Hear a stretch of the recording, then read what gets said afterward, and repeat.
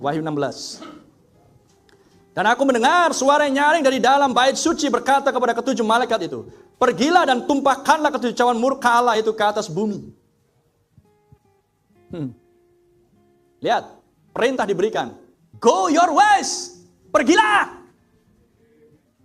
Dan curahkan ketujuh cawan murka Allah itu ke atas bumi. Glory. Tuhan ingin meluputkan kita dari semuanya ini. Saya nggak percaya dengan penghakiman, kita akan hidup selamanya. Ya sudah, kalau Anda nggak percaya dengan penghakiman, Anda nggak akan percaya dengan tsunami dan gempa bumi 2004. Hampir 300.000 jiwa melayang. Kalau Anda nggak percaya, coba tonton lagi dokumen-dokumennya. Tsunami 2004, itulah itulah yang terhebat. Tsunami yang terbesar, yang pernah melanda di abad 21. Coba Anda ulang lagi itu, Anda akan tonton sendiri. Mungkin Anda sudah lupa dengan tsunami 2000, apalagi Anda yang belum lahir tahun 2004. Tonton lagi, masih ada kok dokumen. Makanya bersyukur ada rekam jejak digital. Sehingga hal-hal itu nggak hilang. Tapi nanti semuanya akan hilang kalau api Roh Kudus sudah turun dari langit. Nggak ada lagi manusiawi, semualah surgawi ilahi. Tonton lagi. Amin. Naik.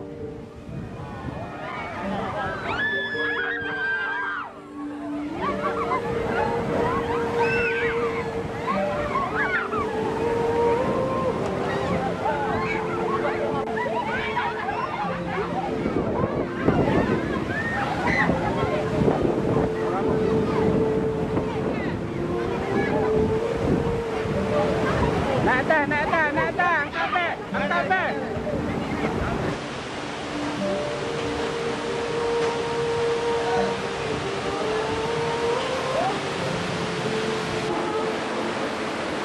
ช่างมันพี่ไม่ต้องเอาชีวิตให้รอดก่อนพี่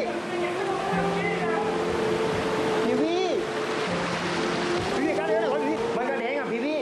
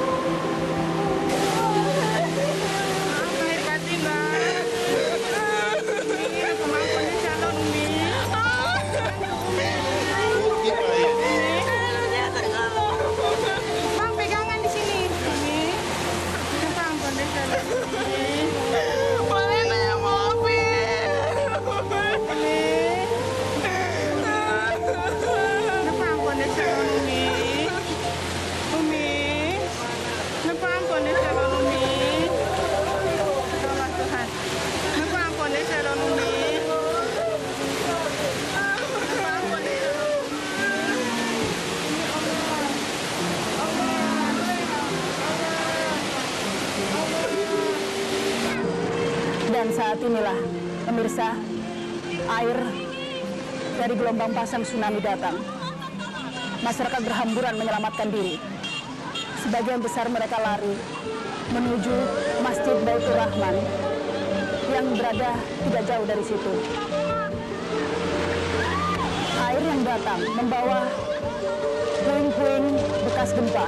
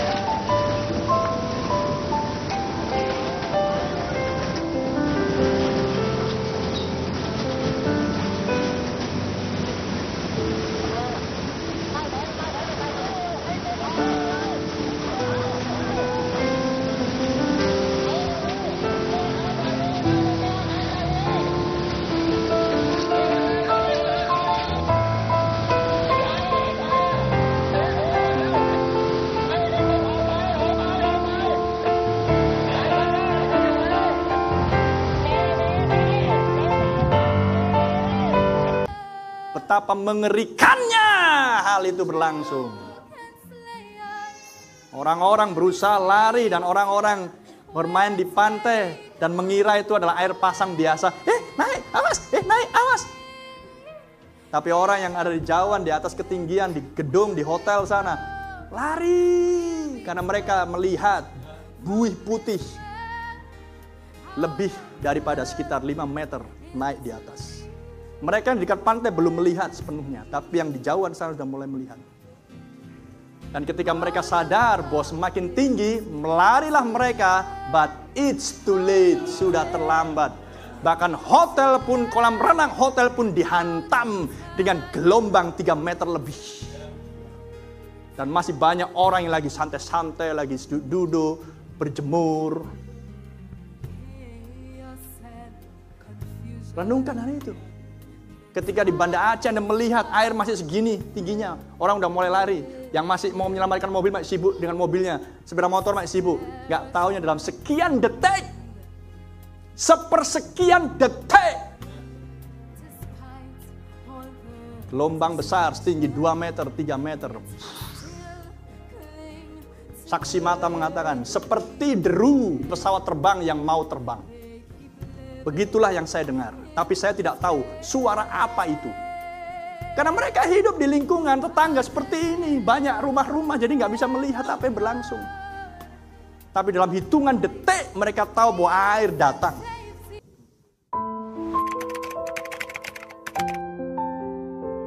Ya, waktu keadaan pertama kan gempa dulu ya. Gempa itu pertamanya nggak keras, goyang sedikit. Itu saya sedang turun tangga, mau dari kamar mau turun mau sarapan. Kemudian di tengah tangga itu rasa goyang. Saya bilang ini gempa. Kita lari keluar ke arah teras. Begitu sampai di teras, yang lain juga sudah keluar. Mulai gempanya keras sekali. Nah setelah itu tetangga-tetangga lain juga keluar rumah dengan keadaan apa adanya karena pagi-pagi ya. Nah, keadaan pagi-pagi, kemudian kita kumpul di luar di sebelah sana, ada yang di halaman, ada yang sampai ke jalan, di depan jalan juga ada tetangga-tetangga yang tinggal di depan rumah. Nah, kemudian di tengah-tengah gempa terdengarlah suara seperti deruan truk. Semua tanyakan itu suara apa seperti gitu. Apa itu katanya. Saya tanya, saya bilang kan biar tenang, jangan panik. Itu mobil truk, saya bilang. Kemudian tiba-tiba suara yang truk itu seperti besar sekali, seperti suara pesawat terbang, seperti kita ini berdiri di depan pesawat lah. Kalau kita pesawat yang mau terbang, gitu. Itu saya sampai sekarang suaranya nggak bisa lupa. Itu rupanya suara ombak yang mungkin lagi menyapu daratan sambil menghancurkan rumah dan lain-lain itu. Jadinya suaranya seperti deruan yang besar sekali. Jadi orang mendengar suara ombak itu aja shock, terkaget, seperti patung terkaget. Kemudian lagi dengar-dengar itu, lagi suara besar nih, kejadiannya sangat cepat ya. Kemudian nabi saya bisik ke saya, kalau gempa sebesar ini bisa-bisa ada tsunami. Karena kita memang biasa tinggal di Papua. Saya tinggal lama di Papua. Jadi kita biasa dengan keadaan gempa dan juga tsunami ada, tapi bukan tsunami sebesar ini ya, sebesar yang di Aceh. Tsunami kecil ataupun air pasang lah, namanya air pasang. Jadi karena Abi bisik gitu, saya bilang ke ibu-ibu yang sudah kecapean, karena kecapean merasa gempa itu sampai tertidur-tidur di halaman waktu itu. Jadi saya bilang, Umi bangun dulu, berdiri. Kata, Bapak capek nih katanya kan, bangun-bangun dulu, biar siap-siap, saya bilang. Tapi tidak bisa bilang siap-siap apa, karena kita juga tidak tahu apa kan. Cuma siap-siap saja, soalnya kita siap-siap, bangun. Tiba-tiba dari arah sudut rumah itu, dari pojok kampung itu orang berlarian lewat depan rumah kita sambil teriak, air naik katanya. Ada air katanya. Kita tanya air apa? Kita semua air apa? Tanya. Yang lari sendiri tidak tahu air apa. Cuma mungkin mereka saling mendengar dari orang-orang yang sebelumnya dari sana. Air naik. Akhirnya lari. Jadi anggota keluarga ini yang sedang di halaman rumah dan lagi di jalan karena berteduh menghindar dari gempa. Sebagian ikut lari dengan orang-orang kampung. Begitu sedang lagi berlari-larian itu, kemudian abi saya teriak, naik ke atas, katanya. Nah, karena kita begini, kita pada saat itu tentu tidak banyak pengetahuan tentang tsunami. Kalau kami memang karena tinggal lama di Papua, pernah tahu tsunami apa itu, tapi tidak pernah mengalami tsunami yang besar. Jadi pada saat itu keputusan tuh mungkin Allah yang menggerakkan. Karena kalau kita mau naik ke atas itu sedang gempa. Kalau naik ke atas takut roboh. Kalau mau lari kemana juga tidak tahu. Dan lari dari apa?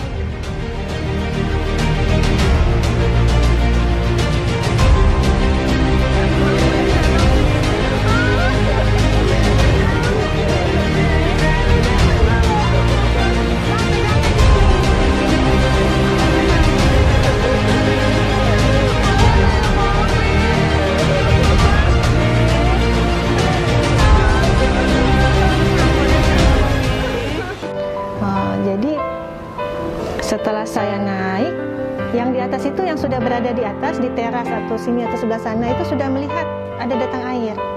Saya tidak tahu karena masih di bawah. Kita di bawah ini di perumahan di sini kan padat perumahan. Kita tidak lihat, tidak bisa memandang jauh. Jadi saya bisa lihat air setelah airnya di belakang rumah tetangga. Sekali lagi ini hitungannya 0,0 sekian detik. Jadi saya lari baru setengah tangga masuk air, saya terjatuh di tengah tangga. Di tengah belokan tangga itu saya terjatuh, sudah basah. Terjatuh ini karena terpeleset airnya.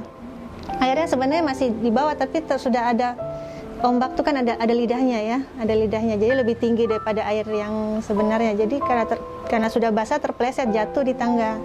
Pas terjatuh sekalian handycam masih di tangan. Nah, jadi sekalian basah sama handycam semua. Kemudian saya langsung lompat berusaha ke atas. Sampai di atas saya hidupkan lagi kameranya.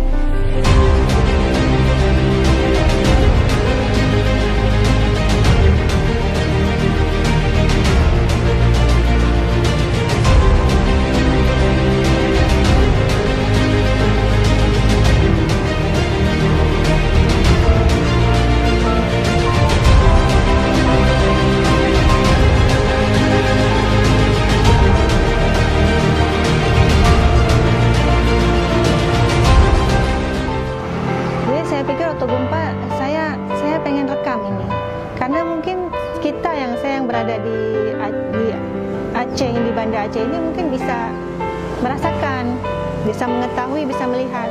Tetapi orang di luar pasti tidak bisa tahu. Jadi saya ingin rekam supaya bisa saya perlihatkan kepada orang lain. Nah, jadi saya rekam saat gempa, kemudian akhirnya datang air, kemudian akhirnya bisa naik ke lantai atas. Saya rekam terus, kemudian tiba-tiba dari tangga saya ke arah sini rupanya langsung semua ini yang tadinya kondisi tenang, damai di bawah tiba-tiba sudah jadi laut. Nah, jadi saya tetap merekam, kemudian saya berpikir mungkin ini saat terakhir saya pikir mungkin sudah mau mati lah, sudah mau meninggal. Renungkan semuanya itu. Kalau Anda nggak percaya dengan penghakiman Tuhan, itu masih minor, tapi itu peringatan besar di abad 21 bagi orang-orang yang keras kepala, bagi orang-orang yang religius, bagi orang-orang yang mengejek dan menghina Alkitab ini tidak kebenaran. Mereka akan menuai apa yang mereka taburkan. Renungkan semuanya itu, my brother and sister. Itu masih belum seberapa dibandingkan dengan Wahyu 16. Betapa saleh dan sucinya kamu harus hidup. Menjelang kedatangan Tuhan, tunjukkan ekspresi bahwa Anda orang bahagia. Haleluya. Lihat. Saya ingatkan apa yang akan berlangsung tidak akan lama lagi. Akan murka yang akan datang di zaman kita. Saya sudah tunjukkan di zaman Tuhan Yesus. Saya sudah tunjukkan di zaman Yosia. Saya sudah tunjukkan di zamannya Nuh. Dan sekarang saya tunjukkan di akhir zaman. Untuk merefresh, mengingatkan, menyegarkan kembali. Gempa bumi Los Angeles akan segera hadir. She is on the way. She is OTW. Don't worry. Bagi Anda yang percaya, she is OTW. Amin. Gempa Los Angeles sedang berjalan saat ini. Ingat, di mana Anda berdiri saat ini? Hai orang Indonesia dan Asia secara khusus. Anda tepat berdiri di atas cincin emas, cincin api. Lihat anak Sunday School bisa mengucapkan dengan keras.